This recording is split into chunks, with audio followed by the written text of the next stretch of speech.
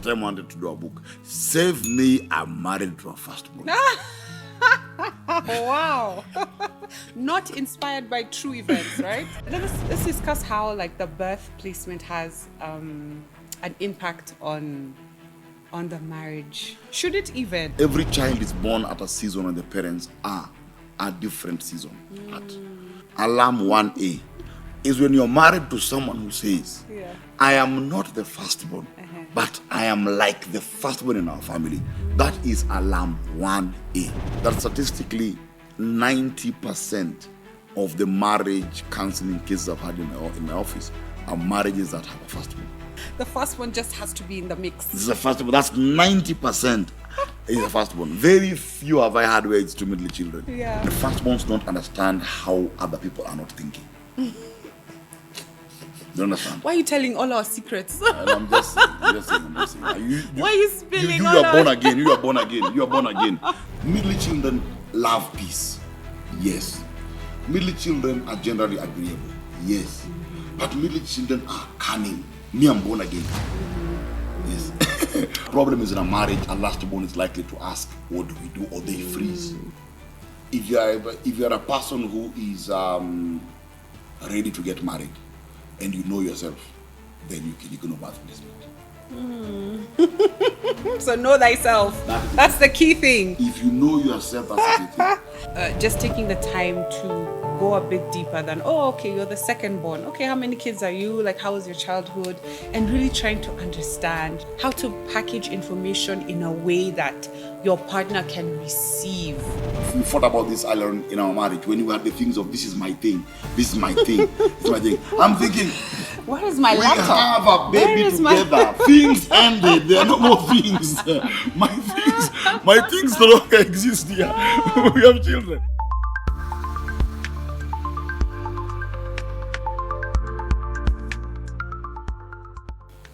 Good morning. Good evening, good afternoon. I highly doubt it's still morning. Yes. How are you? I'm doing great. Yes. It's always a good time and never a dull moment when we're together. So I'm doing great. And you? Trademarked. How are you doing? Oh, I'm doing well. Sorry, Yeah. I'm saying that word is trademarked. Yes. Today we're talking about something interesting. Always interesting. Yeah. So, something very interesting. Yes, always very interesting. So today we're talking about birth placement, and it's a very interesting thing because it's something we can't really avoid in marriage. Yeah. Comes with the package. Comes the package, and it comes a very interesting package, and I think it's one of the most remarkable studies that I think I ever stumbled upon. I think we were talking about it last night. Talking about someone who like, okay, this person should have married a lastborn. Or the time I wanted to do a book. Save me, I'm married to a firstborn. Wow. Not inspired by true events, right? Not inspired by reality. No, but just by those who are married to firstborns. Yes, From other examples, yes, from counseling cases. Yes, you are born again. You are born again. Wow. Because there's a lot of things, and it's funny because we never actually look at how that impacts the marriage at all. We never look at how impactful it is. That birth placement has its own weird ways of just making a marriage work or not work. And I think I've stated this before, that statistically 90% of the marriage counseling cases I've had in my office are marriages that have a firstborn. Wow. Yeah. Firstborn paired with another firstborn or firstborn paired? A firstborn is a constant.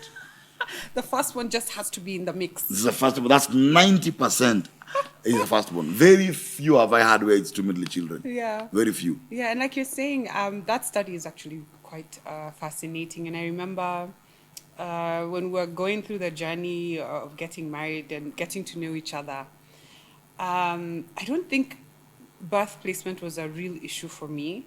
But when you said that you were not the firstborn, I was like, oh, that's a good thing.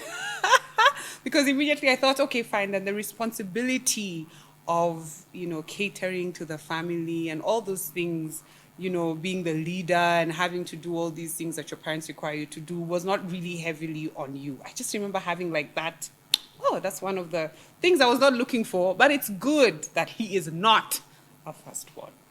Meanwhile, You should ask me. yeah. Yes, you should ask me what I thought. Oh, Lord. So let's discuss how like the birth placement has an impact on the marriage. Should it even like? It's the birth placement is something that is unavoidable, and it's a very weird thing because it's unavoidable, and You're either first, you're either in the middle, you're either at the last, you're, yeah, you're somewhere. you're somewhere, and it shapes you. Yeah. Birth placement shapes your communication style. Yeah. Birth placement shapes your emotional intelligence. Birth placement shapes your ability to resolve conflict. Birth placement shapes your vulnerability. Birth placement shapes your perception, your drive. It shapes so many things that you don't even know. You know, birth placement is like when you're on a free fall and you're falling into a forest. You don't know which tree you'll fall on. You don't even fall on the ground. That's how it is. It's something that you just can't avoid because It shapes your identity. It shapes you, in very yeah. many aspects because wherever you're placed in the birth order, your parents kind of treat you a certain way. Your siblings also treat you a certain way. Maybe relatives and friends also treat you a certain way. It shapes your identity, really, and how you view life. how you view life. Yeah. It actually, because remember again, every child is born at a season and the parents are a different season. You are the firstborn. You have got a sister who's the lastborn. Yeah. She comes at a different season to when your parents were having you. Yeah. Definitely. And that her perspective of life is very different. How she'll approach marriage is absolutely different. Vast as heaven is from the earth.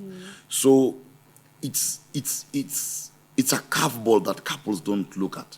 And it's a curveball that affects a lot of things. It affects it's a curveball that bypasses the usual things. It bypasses introverts and extroverts. You think birth placement speaks more to someone's identity than whether or not they're an extrovert or an introvert Or an introvert. an ambivert? Oh, Interesting. It actually it's a bypass. It's a natural bypass because you cannot assume that all firstborns are extroverts. Neither can you say all firstborns are introverts.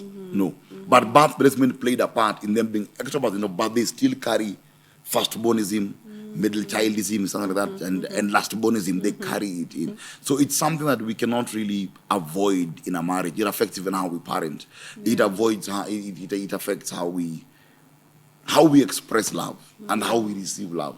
It's a demon you can't run away from. Yeah. Yeah. Can we maybe for our viewers who are trying to understand, like, okay, we've talked generally about birth placement, but what are the things that shape or the characteristics or the markers of people who are in different birth placements, or a firstborn and someone who's a middle child, someone who's a lastborn? Alarm 1A.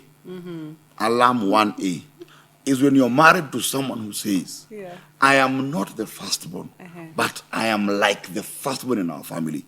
That is alarm 1A. But what is a firstborn anyway? What Because- tendencies of a firstborn? Because And why is it an alarm? that's the problem, and that's why firstborns. And I think I've told you this before. Looking even at our firstborn son, I was saying that we need to really cover him and protect him from the thing that normally befalls firstborns, because the problem number one is that firstborns are people who naturally assume a lot of roles. And firstborns are normally, it's a very presumptuous position. In what sense? It's presumptuous because a firstborn presumes, what they should be. The de facto. Yeah. So when you hear a thirdborn saying, in our family, I am like the firstborn, meaning that this thirdborn is presuming that being a firstborn is responsible. Being a firstborn is being a leader. See, that's the presumption. So when a thirdborn says, I'm like a firstborn, they're assuming that a firstborn must be automatically a leader. A firstborn must automatically be a person in charge. That's already a presumption. And where do we get these presumptions from? Because it's... From the devil. You know, like when you say it, I'm like, but which other way would it be? Like, it's just so natural for the firstborn to be the firstborn and to have those qualities. No. And why would it be a bad thing for everyone in society to agree that, you know, firstborns are a certain way, secondborns maybe? Because we normally forget that firstborns are still children. Of course. And we forget that a firstborn is a child. And we quickly begin them because they are firstborn of their parents. So they have to be perfect. Firstborns are the report form of every parent. And the burden of a firstborn to be successful is high. Yeah. And so by nature, that puts a firstborn in a place where a firstborn is always running after a shadow that doesn't exist. They're always chasing after a success that is not there. And that is why it comes to a place you find that in a family where you hear that a thirdborn is saying, I'm like a firstborn, it's because the firstborn was broken so much that there was no one else to sit and take that position. But you're also speaking on a presumptuous wave, because you're also saying that the thirdborn is saying that because the firstborn did not live up to the expectation that was set upon him or her. But where is this who sets this expectation? The devil. Well, the devil does not do things on his own. Like, he works through people, he works through systems. How do these expectations get laid on a firstborn, and how does a firstborn just almost naturally incline towards those things? I mean, it's not a blanket case. It's not a cookie cutter. Like, people are different. There are firstborns who do not even show any sign that they are a firstborn, and there are lastborns who are just not, the total opposite. But why is it more often than not, firstborns have that requirements that is set upon them and they live up to it in some extent or because other? It's an inherited problem. Because my Is father... it a problem? It's a problem. Because Why? my father was a firstborn. And my father, by him being a firstborn, quickly assumed that was a firstborn is supposed to act in a particular way. In the problem that puts him in a place whereby he's supposed to fit into an expectation of a person who has already lived life. This denies this person the ability to grow and become themselves. And I pray we also get time to move to other children, because there are many children in the house. But the firstborn is special. why do I have 90% couples come to the office are firstborns? It's because a firstborn was given an illusion that they must be perfect. Why was a firstborn made to believe that they are perfect? It's because when a firstborn is born, a firstborn does not have the privilege to see many things being done to them. A firstborn has the unfortunate privilege of seeing things being done to others.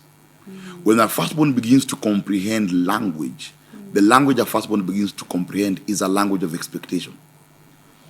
A firstborn has seen them and their younger brother fighting over a toy, and the toy being given to the younger brother.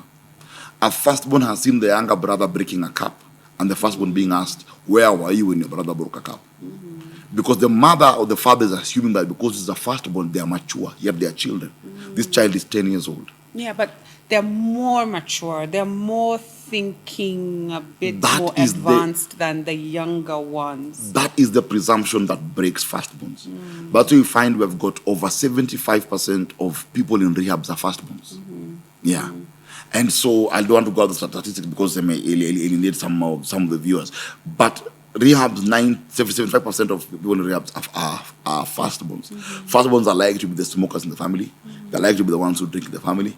They're likely to be the ones who believe that if they fail, the whole family has failed. So a firstborn will go for marriage counseling because if my marriage fails, I have failed the family. Firstborns don't go fix their marriages to have a good marriage. It's because they fear failure more than anything else. It's an image thing. It's an image thing. Yeah. That is the place where firstborns enter into an illusion. Yes. And they live in an illusion because a firstborn has two lives. A firstborn has an ideal world, which was passed on by presumption. Remember, it's hereditary. Your your mother came in a family where there was a firstborn, and your grandmother came from a family where there was a firstborn. It's normally passed on just because. So a firstborn lives in two worlds. A firstborn lives in an ideal world and a real world. And a firstborn can easily live in a world where the firstborn believes they are something that they are not. That's why they run after a particular shadow.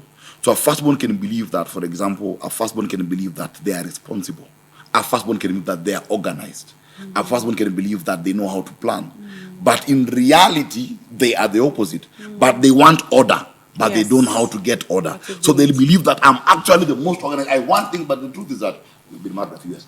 The fact is that Tread carefully, very carefully. I've still been married a few years, and you see now our firstborn son. Yes. Yes. Thank you. Firstborn son. Yes. So, and that is how a firstborn is. So, a firstborn also found parents who assumed that the firstborn was mature, as you're saying. Yeah. So, because I assume that our son is mature, I put like, why didn't you see this? Why didn't you do this? What do I put in him? He begins to learn impatience. Because again, there's no room for patience. So they don't learn, they struggle with patience. They struggle with communication because also they never had anyone talking to them slowly. You see, our firstborn never saw us protecting him, but he saw us protecting the sister. Yeah, but then I feel like children are very intuitive. And growing up and not being able to see, your parents take time with you and be patient with you, you still feel that they did, right? Like you can feel that you are nurtured. You can feel that you are accepted by your parents as a firstborn. You can feel that your parents actually took the time to invest in you.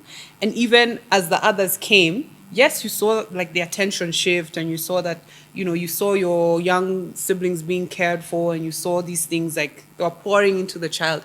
But you've also lived the 0 to 3 months, to 6 months, to 8 months, to 9 months, to 1 year, to 2 years. You've also lived those years and you've had the experience. I also feel like it's a cautious element that parents have with their firstborn. They want to treat that baby like an egg, right?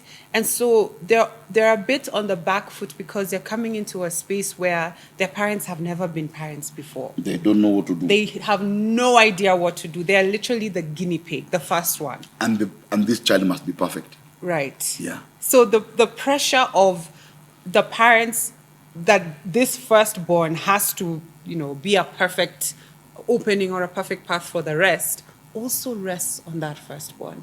I don't think it's necessarily just not seeing that they were, cared for. It's also an element of what the parents are passing on to the firstborn. All those are the facets that create this. That's what I'm saying. The firstborn has an ideal world, Yes. a real world. Yes. In an ideal world, I'm ABC. That is who I aspire to be. Because every time I aspire to be something, then there's the real world. That's why you find that firstborns are the ones who saw their mothers being beaten. The firstborns are the ones who saw their mothers crying. Firstborns are the ones who saw their fathers being the scholar.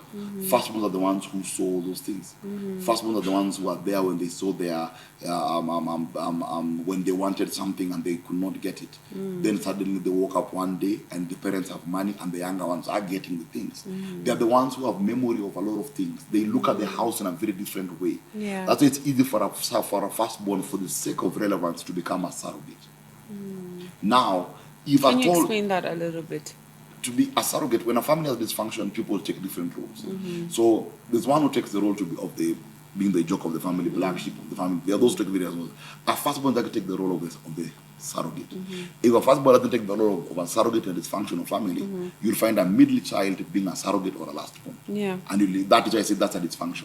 When a middle child says they're acting like a firstborn, they're becoming a surrogate, meaning the system was broken. Yeah.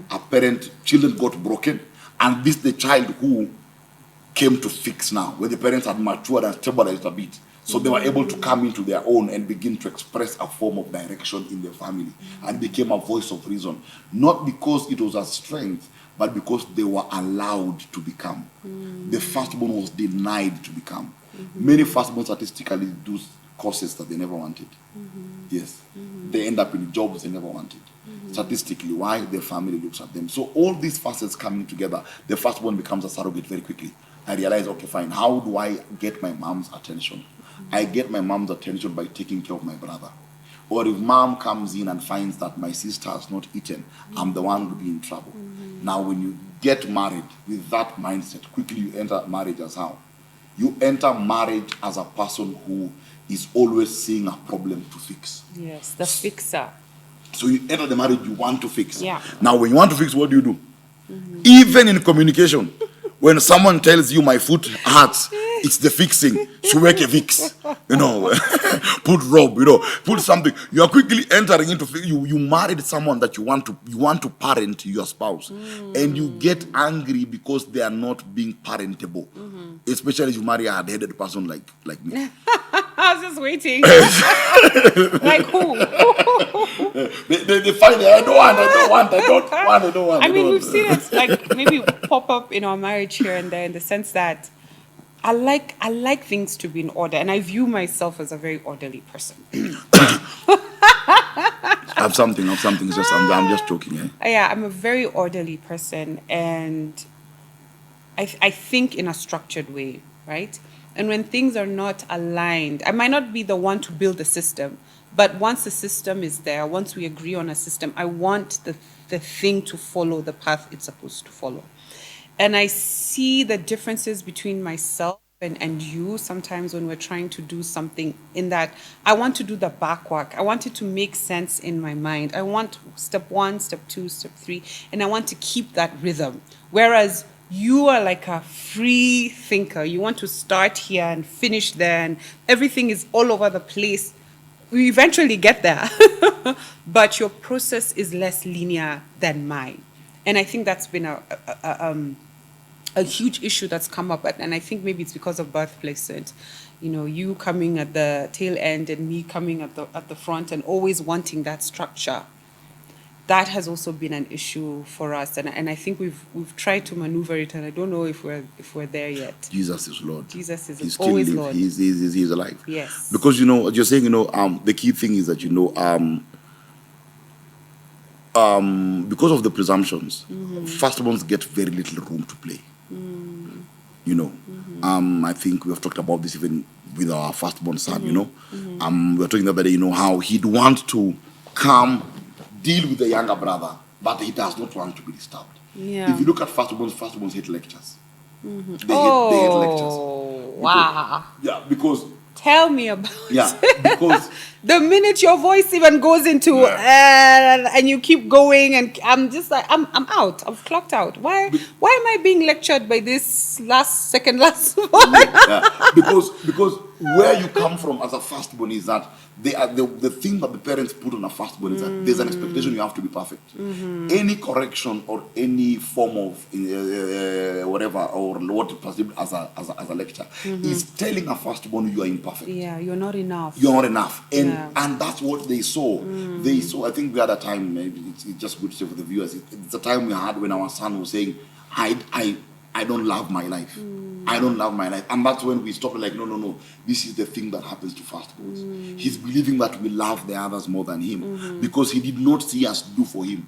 He saw us doing for the others. He saw when there was a conflict, quickly, the younger one got the advantage. Why? Because you thought you are older. Yeah, you are older. Understand. You will understand. And the guy is 7. Yeah, he's thinking, just how a do I child. understand now? Me, I'm also a child. Yeah. So you have to. And that's the gap that happens. So you find that now, quickly, because he doesn't want that story and doesn't want to be told how he has failed, what does he do? He'd rather deal with something, play with the younger brother, be busy, do what is needed. I'd rather take the fall. Now, if a child, and we're talking about this with our son, we said that we had to find a system to stop him. Because if he finds a fall, even when he goes into marriage, he will learn to find the fall. He'll always grow up wanting to take the fall. Short fuse, but will take the fall. Short fuse, but will take the fall. Why? There's a lot of bottled anger. I didn't get what I want. Things are not in place. I want to do my things. I want Nini. Why are you in my space? You're always checking my things. You're in my room. They want, because people took from them. So when you find a marriage with firstborns, that's why it's interesting, because we thought about this earlier in our marriage, when you had the things of this is my thing, this is my thing, this is my thing. I'm thinking, where is my we laptop? have a baby together. Things ended. There are no more things. My things no longer exist here. We have children. But you see, it's because you saw your siblings taking your things. Not really. Not really. It's a subconscious thing. It's not a conscious thing. No, you don't see hatred. No. It's a subconscious thing. I'm saying that because I can give you even an example, and I'll give you an example when you're far much older. I think we had just gotten married, and your dad had done the house home, and he bought guys, they set out the house for your brothers who had remained at home and your sister. I remember you saying this. I remember you coming and telling me that they have all been given a room and but I have not been given. You see, but you were but you see, your mind was you already married, yeah. But the subconscious is what notices. The subconscious notices that I am 13. But at 13, I have all these responsibilities. Then at 13, there is something that my brother has been bought for that maybe I was not bought for at that age. I record it subconsciously. I don't think my parents are malicious. I just record it subconsciously. That is the underlying thing that follows. That is why you find that firstborns and only children tend to be more possessive than others. Yes. Possessive, only child because they were never given a chance to share. So they don't like to share. And firstborns because they were forced to share. So this is the difference. Only child, I didn't have to share. I don't know how to share. Firstborn, I was forced to share. I was forced to share my bedroom. Yeah, so I'm just thinking a little bit then how those qualities show up in marriage. Especially, me and you, firstborn and like a second lastborn. Or middle child. Middle child. And how middle children are. Middle children are more agreeable most of the time. They love people. They love that emotional connection. They like to keep the peace, right? And a firstborn, on the other hand, is not always looking for conflict. Yeah.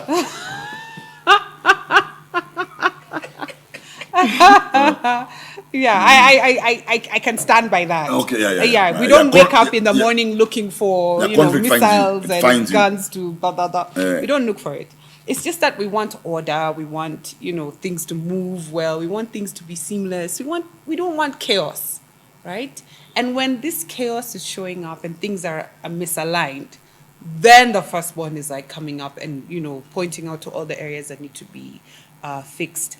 Now, the first one that's married to a middle child, where are the problems coming from? Because one is agreeable, right? More agreeable.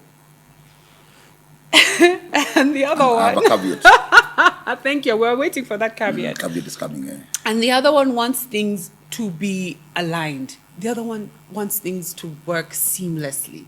The other one wants the best for the marriage with the least conflict ever. I want to go, man. So why are there issues coming up between these two birth placements? I want to hit one end. For instance. I want to hit one end of the firstborn, then I'll go back to the middle child, and with that we can eat the middle child super bit.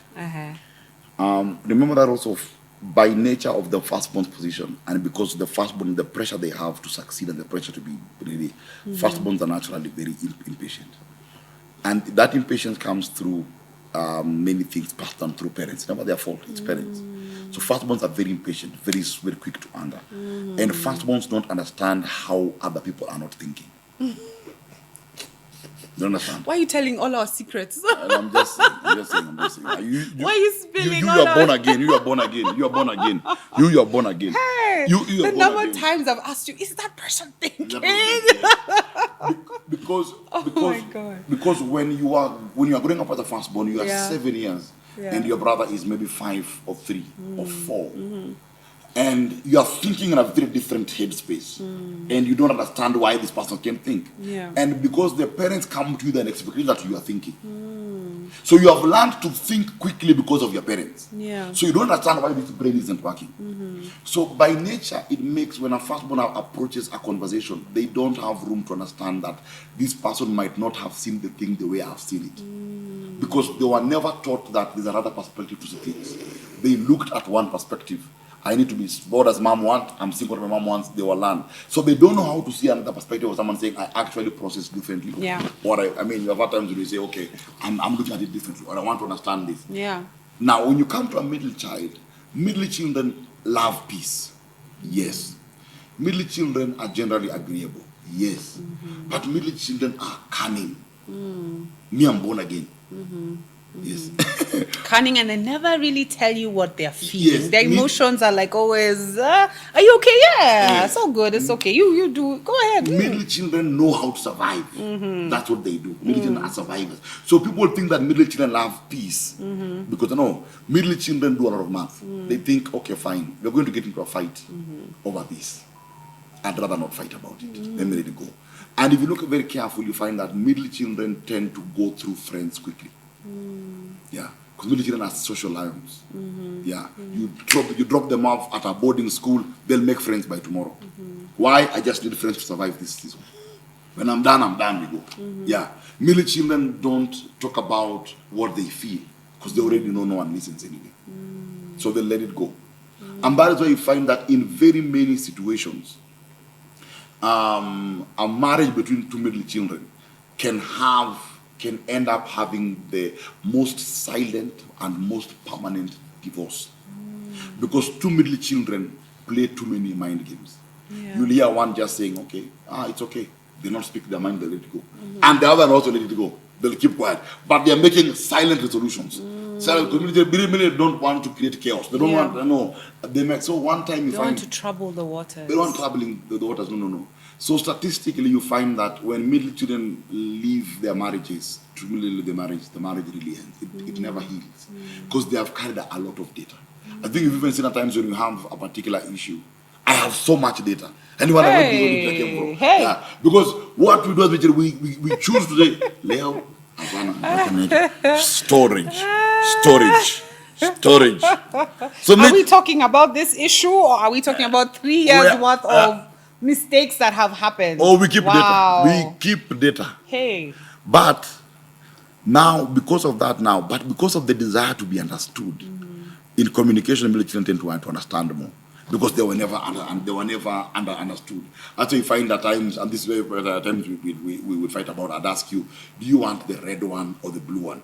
Because as a middle child, I'm thinking, I want to hear you out. I want to understand you before I do. You see, well, but the firstborn in you is thinking, use your brain. To me, I kill well. Use your brain quickly. Yeah, you see. So you find that we can have the same issue. We can approach the same issue in a very different way. Because me, I'm thinking I was never listened to. I want someone to understand. Yeah. So what do I want to do? I want quickly to understand someone else. Our firstborn thinks, let's get to the details quickly. Let's move. Why wasting time here? So middle children are very cunning creatures. Absolutely cunning creatures. Middle children are very cunning people, very secretive. Never talk about the emotional things at all. But the danger of middle children is that firstborns get angry today and burn and move on. Middle children keep grudges. Yes. They are normally called professional complainers. The middle children. Yes. I know firstborns don't fall in that category. No, firstborn are... Those are middle children behaviors, no, tendencies. Firstborns are professional assassins. Like I said, we wake up to, we want order. We don't want chaos in our space, please. Who has done what? Have you done your homework? Have you spread your bed? I mean, if someone does not ask those questions, nothing is going to get done.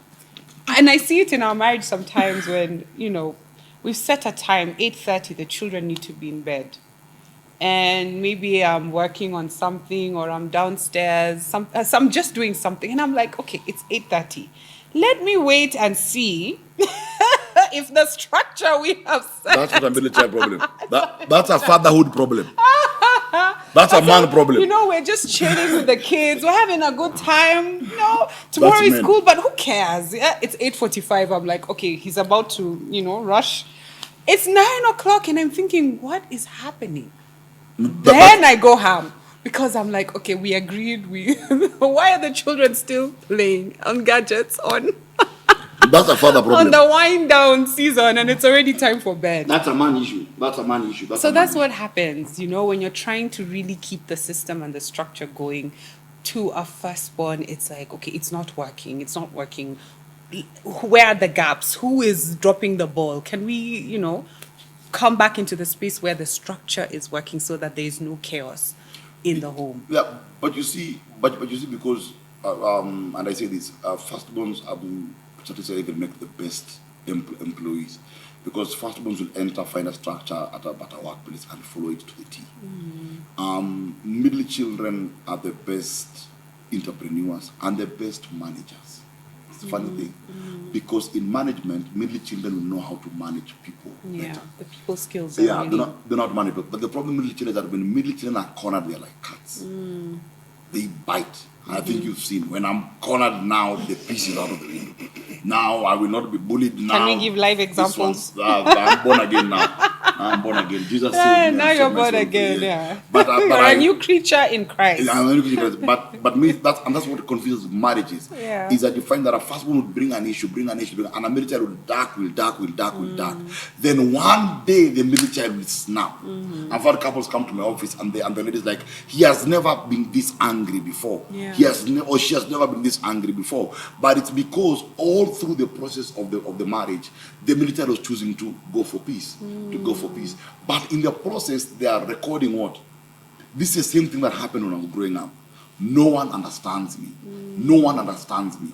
No one wants to listen. No one wants to listen. So now when it's become too much now, what do they do? Because military know how to fight for themselves. They are not like lastborns. They were never trained that anyone fights for them. We fight for ourselves. That's why you find that military will go set up a business. Look at many self-employed people. Either it's a middle child or an only child. Why? It's because a middle child was forced to survive. Yeah, I don't need my siblings to thrive. You've seen me. I'd go do my own things. Look at our daughter now. She wants to do her own things, wants to cover her own path, do her own things. So middle children, you have a brother who's also the same way. Do my own things. Najipanga, I'll go. So it's very funny. But in the process that middle children keep their cards so close to their chest. So they are very political. Yeah, they're very political people. They keep their cards near their chest. And because of being a middle child, you studied the entire family. Yeah. You are the fly on the wall. Yeah. No one was paying attention to you, but you were paying attention to the whole environment. You know everyone. The whole flow of how mom is, how dad is, how my sibling is, how Nani is, all these things. You were there. You were alert and awake. Alert and awake. So you find that unless Americans have been healed by Jesus, they don't know how to be vulnerable. They don't know. They can be loyal, majority can be loyal, yes, when you are your friend or your friends, yes, but they stop. And in marriage, they are loyal in marriage. That's why you find that firstborn is married to middle children. The marriage has a high chance of lasting because the middle child can choose to enter the role of, I have managed firstborns before. I can survive this firstborn. Two firstborns is a problem. Yeah. Because now you have two people with guns. Yes. Hey, all of them want. Why are we calling them weapons? They're weapons. This is my view as a humble middle child. as a humble middle child. Weapons. These are weapons. They're always we used to say in the marriage classes, a marriage between two firstborns, wedding gift to give them guns and shields. Okay. So, but you see now what happens that they both desire perfection from each other. But none of them is willing to go and build the system for perfection. So now, when you go back to the last born. Wait, before we go back to the last, that's a very interesting thing that you said. That the two firstborns require perfection from each other, the perfection in the marriage. But they're not willing to set up those structures. Yeah. And I look at it from the child's perspective. As a firstborn, your parents also have put that expectation on you for your things to be perfect, for your, for everything to just align in your life. But they haven't given you the tools. The structure, yes. They have not taught you methodologically. This is how you're supposed to go about ABCD. This is how you set up yourself for success. This is how you organize yourself in the day. This is how you just don't have the tools. And you're kind of going through life with that expectation that you need to be perfect and feeding off of scraps, feeding off of the environment, off of school. Maybe school will help you set yourself, in order. But you grow up with that expectation, and then maybe your parents just never poured that into you. So you're almost living the expectation of others as a firstborn and not really. That's why I said the ideal you. Yes. And the real you. Yes. So in the ideal world, this is what is expected of me. And it's easy to confuse that is what you are. Whenever I take people through a journey of self-discovery, we always begin by asking that question. Because the ideal me has a thought. The ideal me thinks I'm a good businessman. Because that's what I was made to think I was. But I was never given the chance to know if I'm a good businessman or not. So a structure is I'm expected to perform at high structure level, absent of structure. You see? So now I have pressure every day and what happens is that everyone yells at me for not following the structure that is not there. So what do? I also yell at my siblings because of the structure. So I'm yelling at them. You have not done this. Then you are yelling. So when you get into marriage, what is it? It's easier for me to say as a firstborn. These are things we've gone through, but we've been able to overcome over the years. It's easy for you, for frustrated marriage and a firstborn to say, you did not do this. Why didn't you do that? Why didn't you do that? Why did you? Because I desire that thing, but the same way I want it, I was never given a structure of the tools to attain it. Yeah, something now, I've been hearing around myself a lot lately. I've been really introspecting when I notice those gaps and I notice those issues coming up, and I hear someone tell me, "Oh, but I did not know. You did not tell me." They're telling me the structure was not there. There was not a set routine for us to to have the cause and the effect and the consequence. Like, this is what I'm supposed to do if this is what is the current state. So I've been hearing that a lot. And I see that coming up, that now I need to look, if I did not set the structure, how can I expect the results that I want?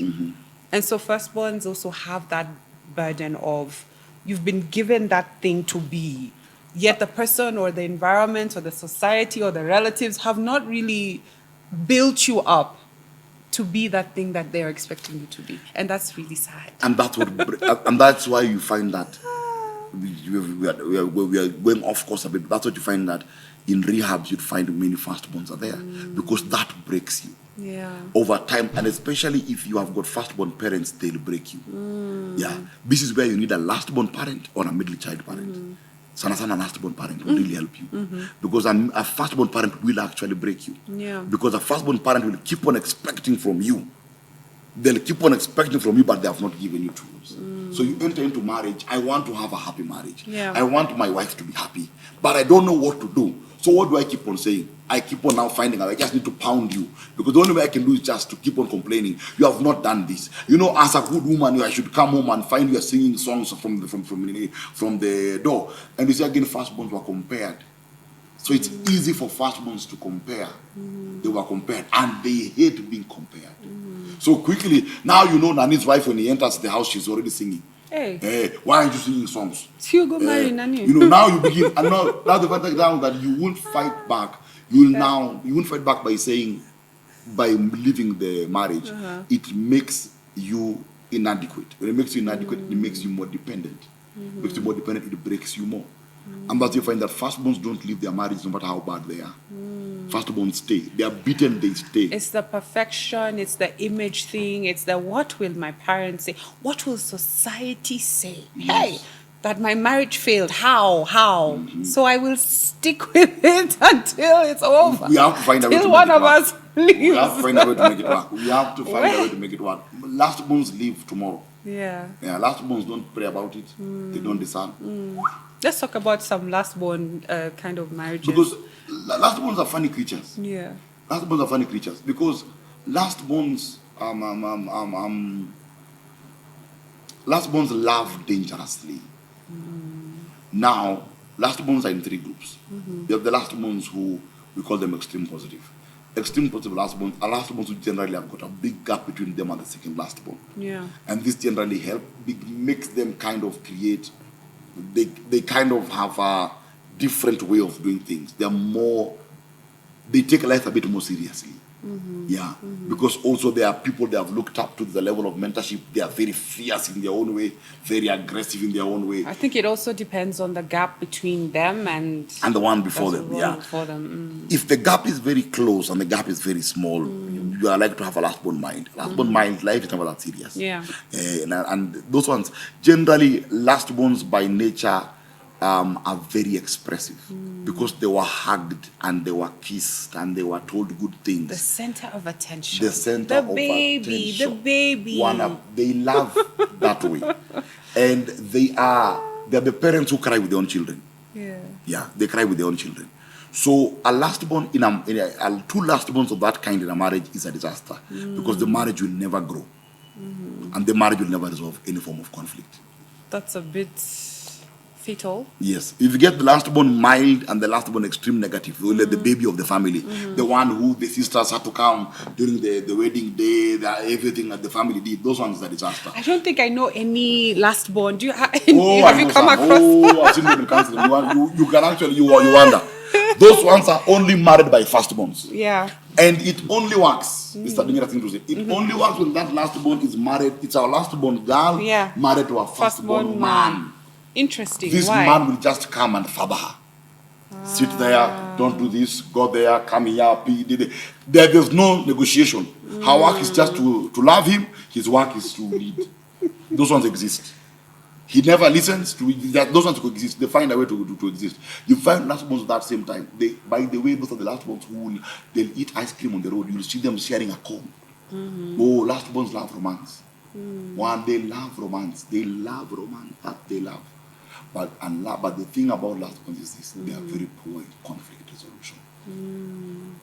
Are they extremely looking to keep the peace, or why would it be difficult for them? They never were never given the capacity to solve. Because everything was solved for them. Yeah. So when a problem is in a marriage, a lastborn is likely to ask, "What do we do?" Or they freeze. They wait to be told what to do. A lastborn can go cry in the bathroom for 10 hours without bringing an issue to the table. You see, which is different. A firstborn will bring it. A firstborn will come and fire. The problem, there's been a middle child and a firstborn and a lastborn in conflict is that a lastborn will not know how to resolve it. So a lastborn rather go cry, come back. And lastborns, when they're hungry, they can easily move on. So you find many lastborns who are even in bad marriages, they are not difficult to convince. Give me another chance.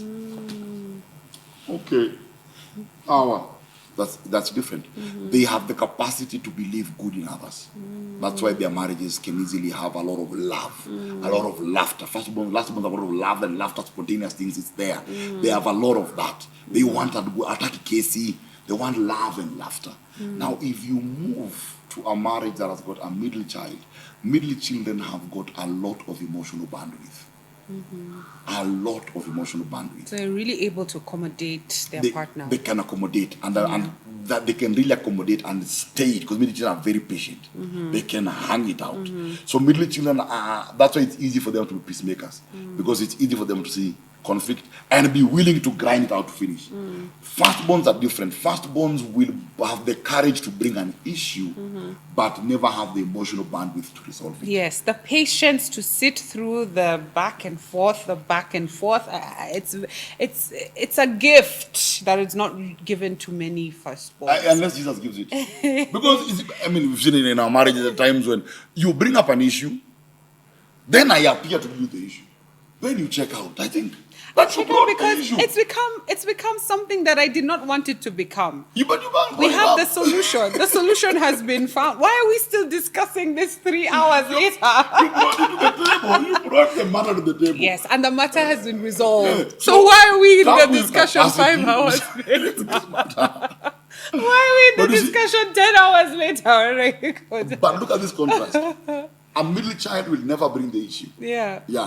A middle child will never bring the issue. A middle child will never bring up the issue. Yeah. A middle child will, you see, I choose to, Also, I have grown to a place nowadays I can say this matter is bothering me. Yeah. But I never used to say. Yeah.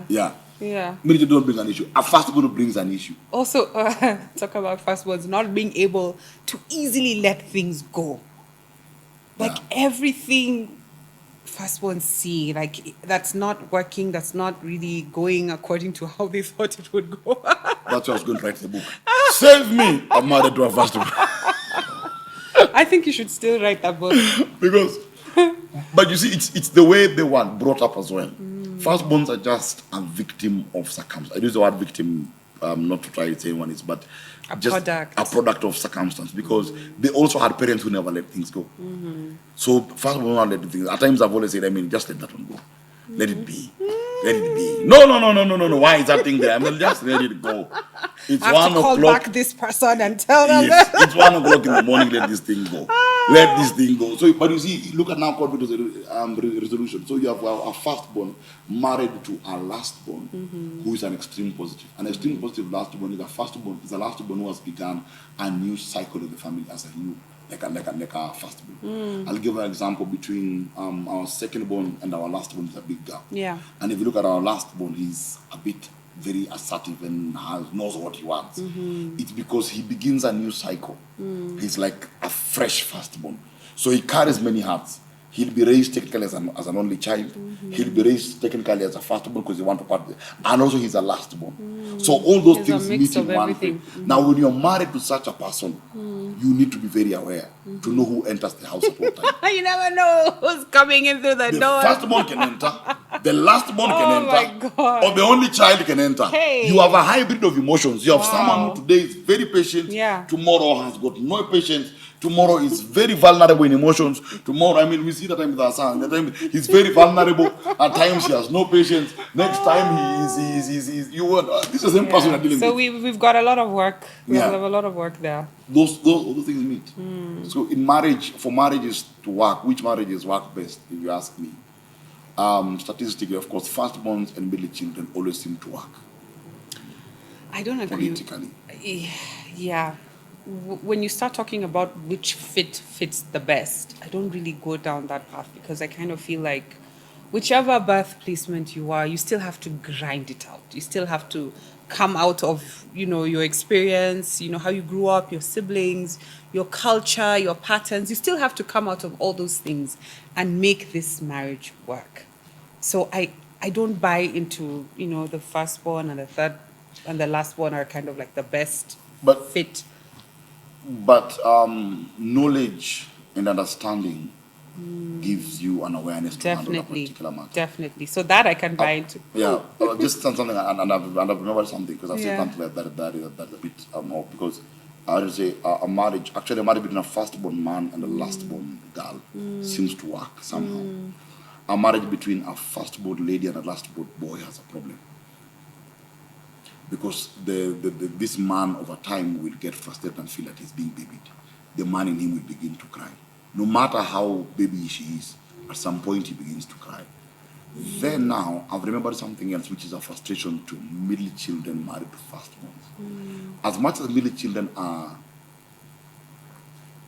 flexible, we also know what we want. Yeah. And we are very firm in what we want and very stubborn in what we want. And we know how to build structures and to get what we want.